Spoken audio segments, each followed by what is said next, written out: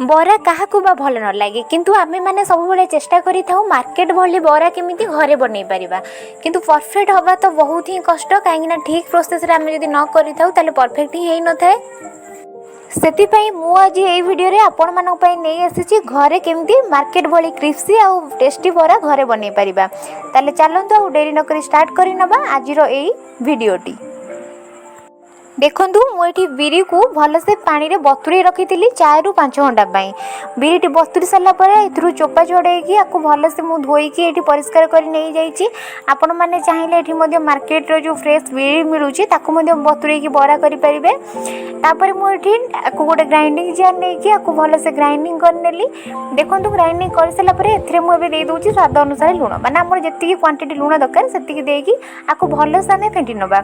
ये मुझे गोटे कथा कही रखुची कि आपण मैंने बिरीटी को जिते भलसे फेंटे बराटी आमर से क्रिस्पी हम। फेंटी सारापर आपको कवर करके मुझे रखी नहीं गोटे घंटा कि आपण मैंने जदि चाहिए टाइम जदि कम थी ताले गोटे घंटा कि निहाती भाव में रखिए कहीं बराटी परफेक्ट हाँपाई ना आपड़ जब 2 घंटा भी रखी दौरान ताले आहरी बहुत भल कथा से आड कर नौची देखूँ सुजी सुजी मो बिरी क्वांटिटी अनुसार गोटे डब्बा सुजी आड कर एठी मु काटिकी रखी भृषुआ पत्र आ कंचा लंका अदा ता संगे किछि पियाज ए सब को एथरे मु देई दोउची। देई साला परे आमे बे एथरे ऐड करि नबा गोटे चम्मच जीरा। जीरा दबा द्वारा कोन हुए काहेकि ना गोटे भल फ्लेवर आसे बरा रे सेति पय मु जीरा को एठी देई दोउची। देखि सब को एबे भल से मु फेंटी नौची। देखंतु जीरा टिके परे पकई देइथिली कारण मु भूली जाइथिली। पकई साला परे को भल से आमे फेंटी नबा। एठी मु खाइबा सोडा कि बेकिंग पाउडर यूज जमा भी करिनी कहीं ना ता परे भी बहुत ही क्रिस्पी जेतु आम एठी को गोटे घंटा कि कवर करी रखी नहीं।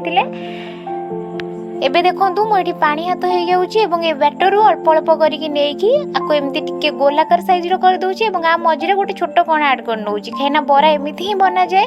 देखो एमती कर सला परे आको तेल रे सब गोटी गोटी करिकि मु देई दोउची।